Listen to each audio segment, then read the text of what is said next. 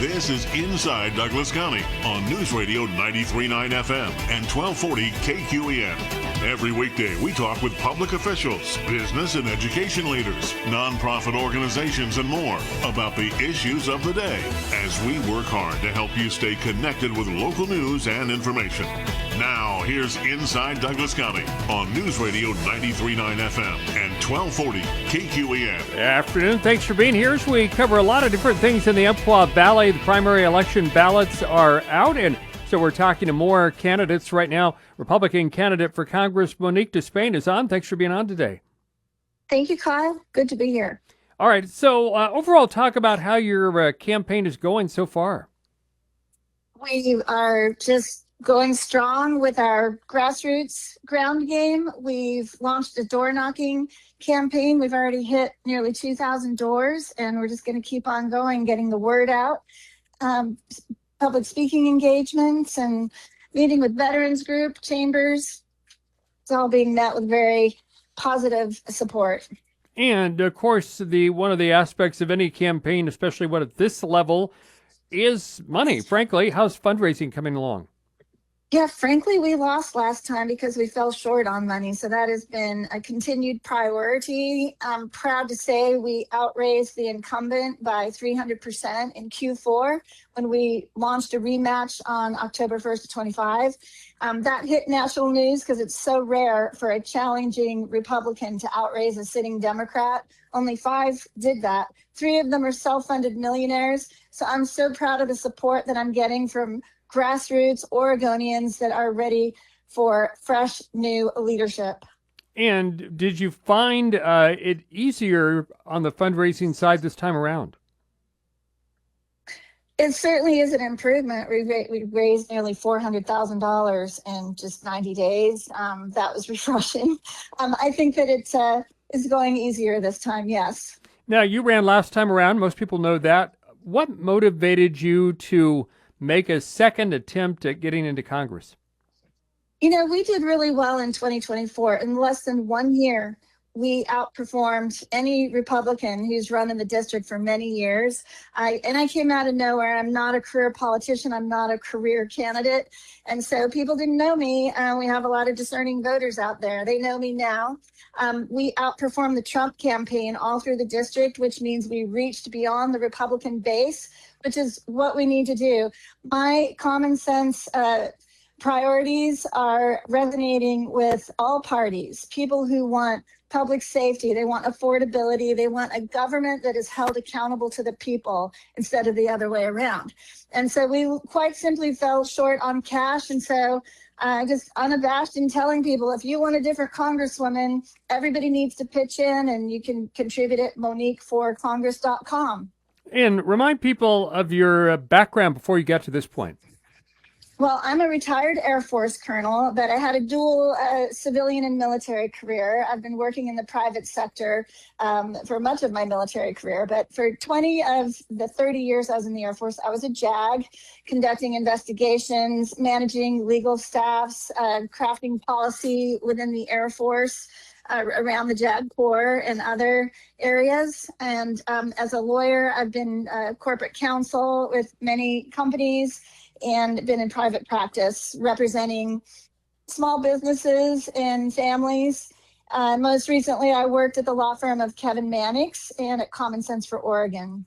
And if you were to describe maybe the top issues that drive your campaign, what are they?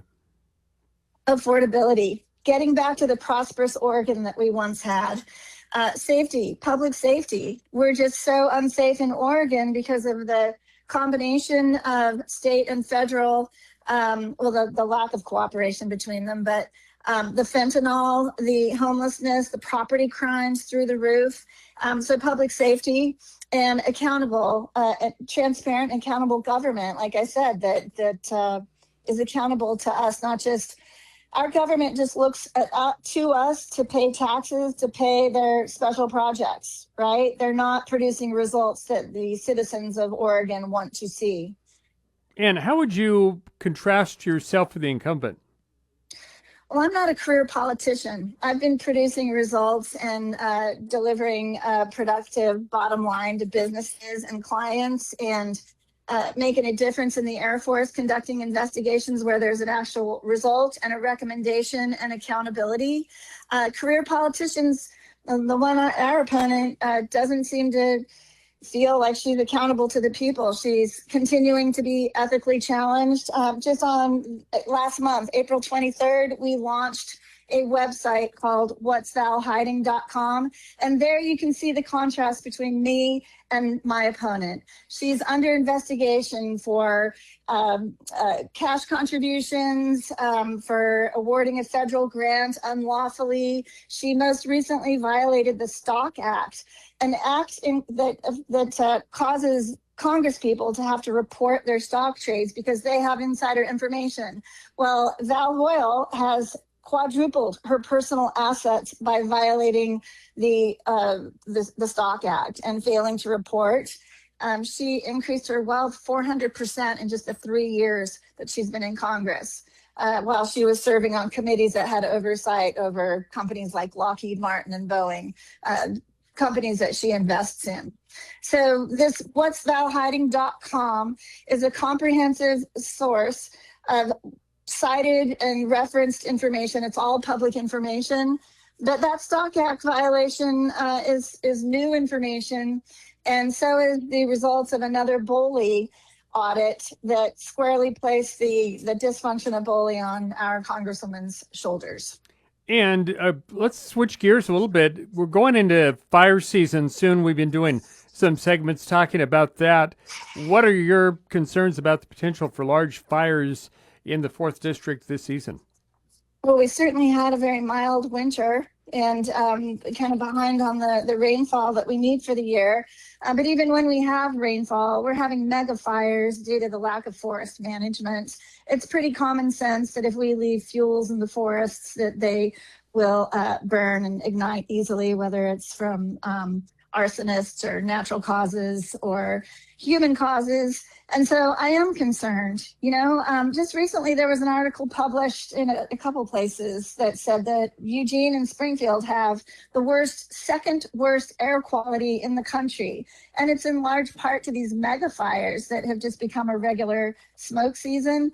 I will advance policy. I already am. If you go to my website, moniqueforcongress.com, you'll see in the news tab many press releases I've issued in support of some legislation that Congressman Cliff Bentz is advancing to access our O&C lands and to be good stewards of our forests where they've been abandoned and not managed. I do support that we harvest timber responsibly, sustainably, and that will reduce the fires that we can expect every fall until we do, summer and fall. Until we start actively managing our forests, we can expect that fire season, and it's just a tragic, sad thing that my opponent is silent on.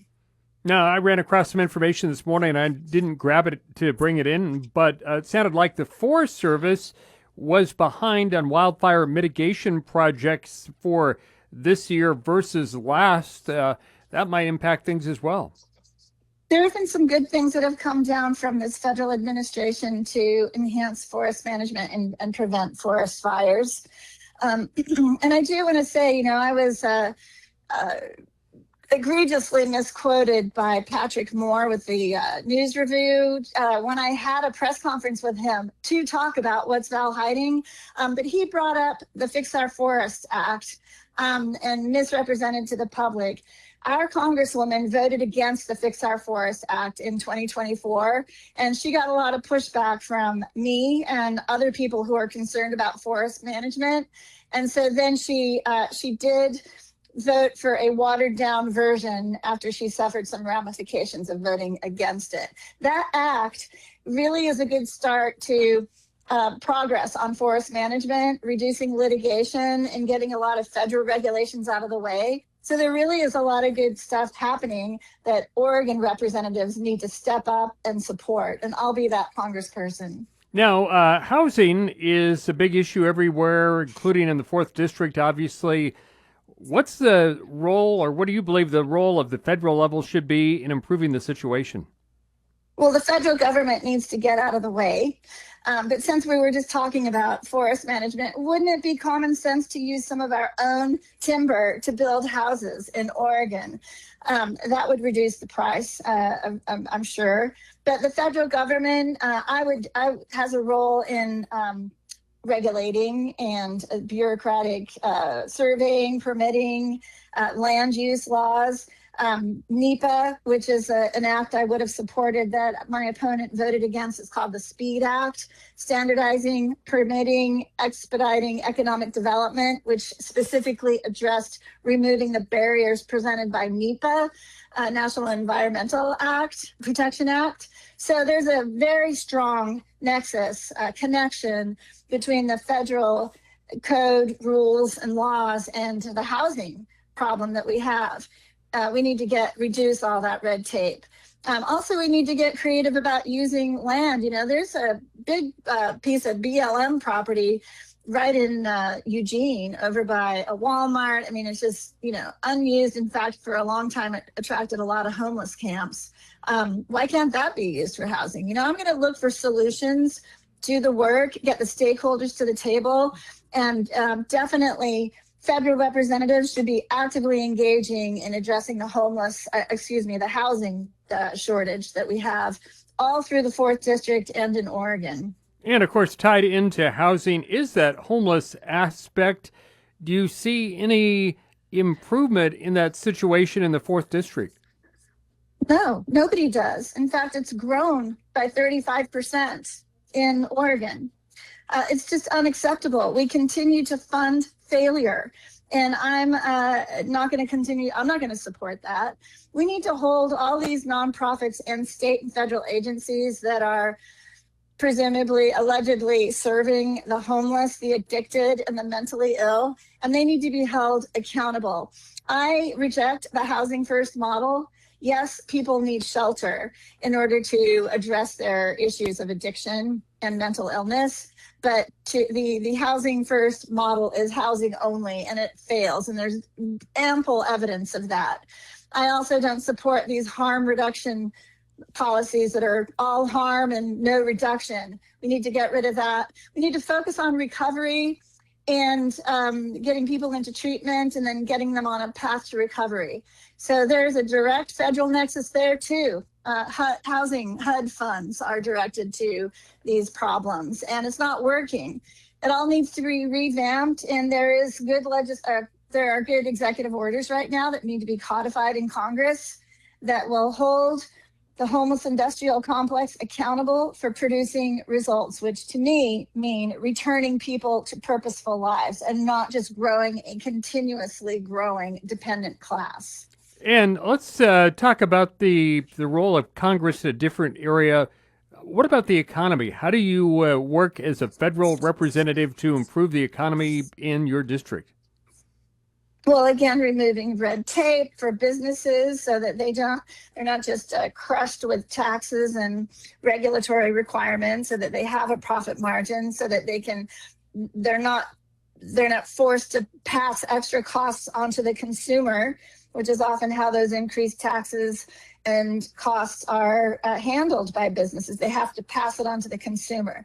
So to remove, back to the homelessness issue. I just talked to a business owner who has an RV repair business, and he spent $100,000 last year because of the vandalism on his customers' RVs, cutting the cables off for the copper that's in them. He had to put all new fencing around the property, had to replace his customers' losses. $100,000. That either drives businesses out of business and out of town, or they pass those expenses to their consumers. So all of these dynamics are being borne by the businesses. So that work has to be done. I'd lower interest rates. I'd push the Fed to lower interest rates. Any policy that comes across my desk as your congresswoman, I would push for that. We also need to produce more goods at home and reduce the impact of shipping costs from overseas. I advocate for growing our own food, making our own pharmaceuticals, just America First policies that serve Americans and get them the products they need at an affordable price. So if you looked at your viewpoints politically, do you find yourself in kind of a traditional conservative mode, or is there some libertarian influence? How do you kind of shake out on your viewpoints? It's too bad we're all stuck on labels. I mean, there's a little bit of everything. I just believe in that a representative in Congress should be working to protect life, liberty, and happiness.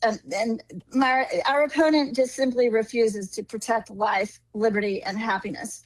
And what I mean by that is I'm aligned with the notion that the federal government should be small, efficient, and serve the enumerated powers that are laid out in the Constitution and not reach beyond that. I'd like to see our federal government do its enumerated responsibilities very effectively, and then really never consider taking on more. So I think that Oregonians are just not heard. I've campaigned all across the district talking to parents, business owners, individuals who are just struggling to afford a home. Food prices are up, gas prices are up. We need to start having conversations with all stakeholders and not just be dug in with our jerseys on and our party affiliation and start solving the problems. I mean, the forest management issue is the issue that touches everything that I've talked about in my campaign. And we should get stakeholders together that want our forests to stop burning and we access that timber. It could fund law enforcement, schools, and take so much pressure off businesses. Instead of looking to people, businesses, and their property for raising revenue, we should be accessing our natural resources in Oregon. You've got the extensive military background. You've talked about that, and maybe you've got a unique perspective on this. What are your thoughts on this whole Iran conflict situation? What do you believe the U.S. role should be there? Well, generally, I support the elimination of threats to our country. And, it's so interesting because presidents for decades past have been saying that they would take very serious actions against Iran if it obtained and developed nuclear weapons. And I agree that we don't want a terrorist country to have nuclear weapons, missile development capacity. They're the largest state-sponsor of terrorism on Earth. And so I fully support minimizing their threat to our country. Monique DeSpain, Republican candidate for Congress on Inside Douglas County. A few minutes left here. If you were to be elected, got into D.C. and put into office next year, what would your top priorities be? What would you be wanting to do as quick as you could? Well, I just mentioned the priority is really forest management, reducing the restrictions on businesses, and just unleashing the economic prosperity that is just within reach for Oregonians. We need to get the barriers out of the way, the naysayers out of the way. We have to stop telling the people of Oregon no and get to yes. So I'd be hopeful to get on the Energy and Commerce Committee, Natural Resources Committee, get into positions where I can raise Oregon's voice in those conversations. And as an person entering Congress, though, how would you work to get those committee assignments? Because I know sometimes getting the ones you really want is not easy the first time you're in office. Yeah, it's not the first time I've been working in a bureaucracy in Washington, D.C. I spent quite a bit of time in the Pentagon. I've worked with leadership many times over my 30, 40 years. And so it won't be any different in Congress. You communicate, you cooperate, you bring all the stakeholders together. I will work with anyone who wants to solve the problems that we just talked about in this hour, who wants to bring affordability back to Oregon, who wants to secure our border, who wants to keep Americans and Oregonians safe. I'll have conversations across the aisle. I think there are a lot of Democrats that are working for the people. And so Oregon, for the first time in a long time, will have a congressperson sticking up for Oregon and raising Oregon's voice and demanding results. Now, as you go through the campaign, the ballots are out there. Talk about some of the upcoming events you have around the district. Well, I do spend a lot of time in Roseburg because we're door knocking. We have just some wonderful volunteers. I lost my place on my notes here. Well, I was recently speaking to the Military Officers Association in Eugene. I visited a logging operation there near Roseburg. I'm knocking door to door to connect with constituents in Roseburg every other weekend or so. And we're doing a meet and greet coming up in Yoncalla on May 17th, another one on May 21st in Corvallis. And just continuing to get out and go to neighborhood association meetings, veteran events, Chamber of Commerce events. All right, Monique DeSpain running for Congress. Thanks for being on today. Thanks, Kyle. 1257 News Radio, 93.9 FM and 1240 KQEN.